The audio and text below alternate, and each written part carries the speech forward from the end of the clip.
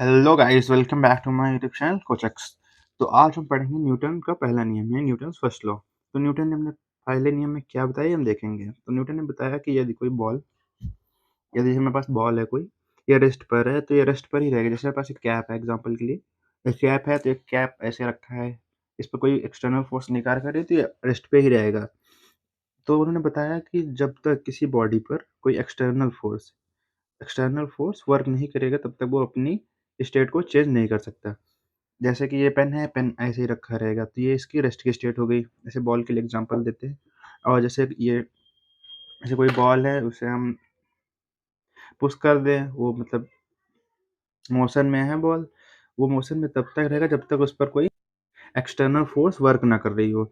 ऐसे हम जैसे अपने रोज की लाइफ में देखते हैं, जैसे बॉल को पुश करते हैं हम लोग, तो वो थोड़ी दूर पर जाकर डूब जाता है, क्योंकि उस पे जो एफ एक्सटर्नल जो लगता है वो फ्रिक्शन का लगता है। मतलब उन्होंने बताया था कि जब बाह्य बल यानी एक्सटर्नल फोर्स एब्सेंट हो गए तो कोई भी बॉडी अपनी स्टेट को चेंज नहीं कर सकती। वो अगर रेस्ट पर है तो रेस्ट पे ही रहेगी, और अगर मोशन पर है तो मोशन ही रहेगा। जैसे बॉल है या रेस्ट पर है तो रेस्ट पर तब तक रहेगा जब तक कोई इस पर एक्सटर्नल फोर्स ना लगे। जैसे बॉल है, अगर इस बॉल पर हम एक्सटर्नल फोर्स लगा दे, कुछ एफ लगा दे, तो ये बॉल मूव करने लगेगी इधर की ओर।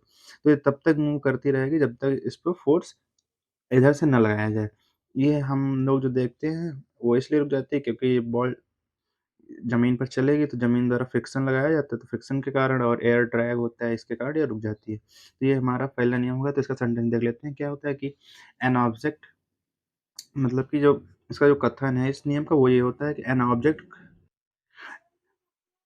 N object continues its state of rest और uniform rectilinear motion unless and until it is acted upon by a net external force. मतलब बता रहा है कि ऑब्जेक्ट यानी कोई वस्तु continues its state of rest और यूनिफॉर्म रेक्टिलिनियर मोशन, कोई वस्तु अपनी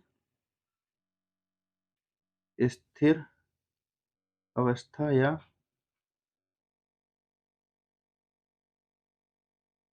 गतिमान अवस्था में तब तक रहती है जब तक उस पर कोई बाह्य बल कार्य न करे।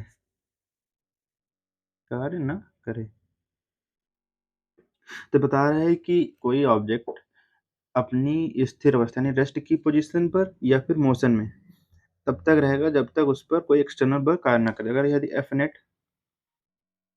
एफ नेट एक्सटर्नल जो है, अगर वो जीरो है तो पोजीशन चेंज नहीं होगी, ये मान सकते हैं। पोजीशन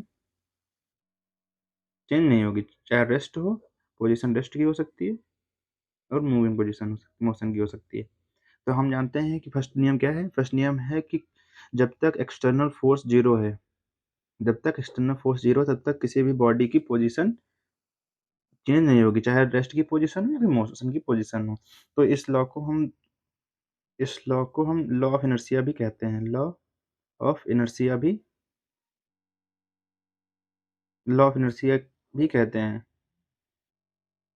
लॉ ऑफ इनर्शिया इसलिए कहते हैं क्योंकि जब कोई जैसे हम लोग बस में बैठे होते हैं तो बस चल रही होती है, तो अचानक से जब ब्रेक लगाता है बस का ड्राइवर तो हम लोग आगे आ जाते हैं। तो हमारी बॉडी पहले स्टेट, मतलब कि बस के रिस्पेक्ट में रेस्ट पर थी, और हमारी बॉडी बाहर, जब कोई बाहर ऑब्जर्वर है तो मोशन में है। तो बस जब एकदम से ब्रेक लगाने पर रेस्ट पर आ गई तो ऊपर की जो बॉडी थी मोशन में थी, तो ऊपर की बॉडी अपना मोशन कंटिन्यू रखने के लिए आगे की ओर आ जाती है। तो इसे हम इनर्शिया कहते हैं। तो लॉ ऑफ इनर्शिया भी इसे कहते हैं। लॉ ऑफ इनर्शिया होता है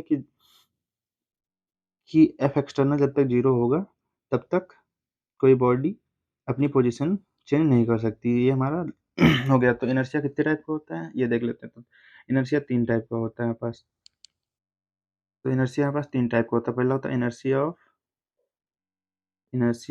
ऑफ रेस्ट, एक होता है इनर्शिया ऑफ मोशन, एक होता है inertia of direction. Inertia of direction. Inertia को हम बोलते हैं जड़त्व इंग्लिश में, हिंदी में सॉरी। तो इसे बोलते हैं जड़त्व का नियम, जड़त्व का नियम बोलते हैं इसे। तो ये हमारा हो गया मतलब विराम का जड़त्व, और ये हो गया गति का जड़त्व, और ये हो गया दिशा का जड़त्व। तो हमारे पास जड़त्व, जड़त्व क्या होता है? जड़त्व, जड़त्व होता है मतलब कि कोई जैसे ये कैप है मेरे पास, ये कैप को इस पोजीशन से मूव करने के लिए जो फोर्स लगाया जाता है, वही फोर्स का जो अमाउंट होता है वो जड़त्व होता है, इनर्शिया होता है। जैसे कोई वॉल है मेरे पास, दीवार, अगर दीवार पर हम अपने हाथ से फोर्स लगाते हैं यानी बल लगाते हैं तो वो मूव नहीं करती, क्यों? क्योंकि जो उसका इनर्शिया है उसके अमाउंट के बराबर हम उस पर फोर्स नहीं लगा पाते हैं। पर एक जैसे जेसीबी है तो दीवार गिरा देती है, क्यों? क्योंकि जो वॉल का इनर्शिया होता है वो जेसीबी उस इनर्शिया के अमाउंट से ज़्यादा फोर्स उसे दे देती है, जिसके कारण वो टूट जाती है। और इनर्शिया ऑफ रेस्ट यानी कोई बॉडी अगर रेस्ट पर है, अगर उस पर एक्सटर्नल फोर्स लगा देते हैं कुछ, तो वो मोशन करने लगती है। जैसे कि बस वाला एग्जांपल हम लोग देख सकते हैं। जैसे कि ये कोई बंदा है, ये बस पे बैठा है और बस आगे की ओर चल रही है, इधर की ओर। एकदम से जब बस ब्रेक लगाती है तो हमारा हमारा जो लोअर पार्ट है बॉडी का, ये बस के कांटेक्ट पे होता है, इस सीट के कांटेक्ट पे, तो सीट एकदम से रेस्ट पर आ जाती है। पर हमारा जो अपर पार्ट होता है बॉडी का, ये मोशन में होता है, जिसके कारण ये अपना मोशन कंटिन्यू रखने के लिए आगे की ओर आ जाता है। तो इसे बोलते हैं इनर्शिया ऑफ रेस्ट, से सीधा मोशन चला जाता है, तो इसे इनर्शिया ऑफ मोशन बोलते हैं। रेस्ट की बात, जैसे हम बैठे हैं जैसे कोई गाड़ी है, गाड़ी में बैठे हैं हम और हमको पता नहीं चला वो एकदम से आगे कर लेता है, तो हमारी खोपड़ी जब पीछे की ओर लड़ जाती है तो इनर्शिया ऑफ मोशन, रेस्ट से सीधा मोशन में जाता है, तो इनर्शिया ऑफ रेस्ट बोलते हैं इसे। और जैसे हम लोग गाड़ी में बैठे हैं, जब गाड़ी एकदम से कहीं जैसे कोई टर्न आता है तो इधर मुड़ती है, तो हमारा बॉडी उधर की ओर चली जाती है। जैसे कि लेफ्ट अगर गाड़ी मुड़ी है तो हमारी बॉडी राइट की ओर जाती है, क्यों? ये इनर्शिया ऑफ डायरेक्शन की वजह से होता है। तो ये हमारा इनर्शिया हो गया। इनर्शिया 3 प्रकार का होता है। पहला होता है इनर्शिया ऑफ रेस्ट, और सेकंड होता है इनर्शिया ऑफ मोशन, और थर्ड होता है इनर्शिया ऑफ डायरेक्शन। तो इसे हिंदी में बोलते हैं विरामावस्था का जड़त्व, इसे बोलते हैं गति अवस्था का जड़त्व, और इसे बोलते हैं दिशा का जड़त्व। तो ये हमारा इनर्शिया हो गया। तो अब इसके बाद एक पॉइंट लिखते हैं कि जैसे कि किसी बॉडी पर अगर एफ नेट 0 है, मतलब किसी बॉडी पर, जैसे कोई बॉडी है, इस पर एफ नेट 0 है, फोर्स लग ही नहीं रहा, या फिर फोर्स लग रहा है तो एफ इधर से लग रहा है, एफ इधर से लग रहा है, तो एफ नेट 0 हो जाता है। एफ नेट 0 है तो वह बॉडी अपनी पोजीशन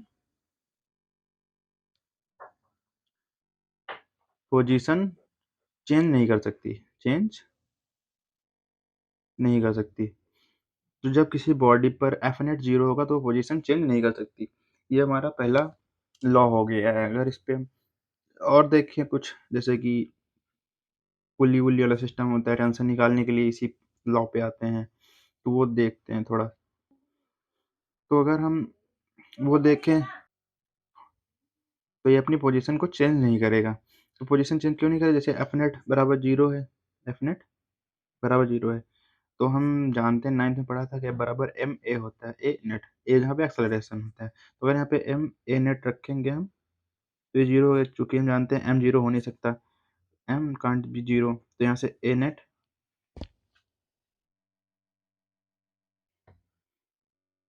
0 मतलब कि एक्सेलरेशन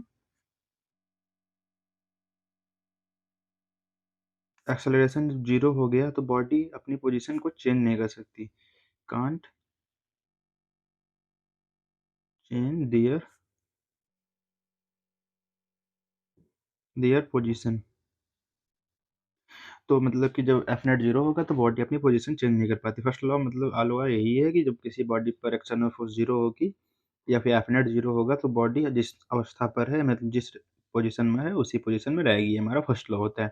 तो फर्स्ट लॉ होता है कि अगर एफ नेट 0 है, बस इसी बात को ध्यान रखना है कि अगर एफ नेट 0 है तो बॉडी अपनी पोजीशन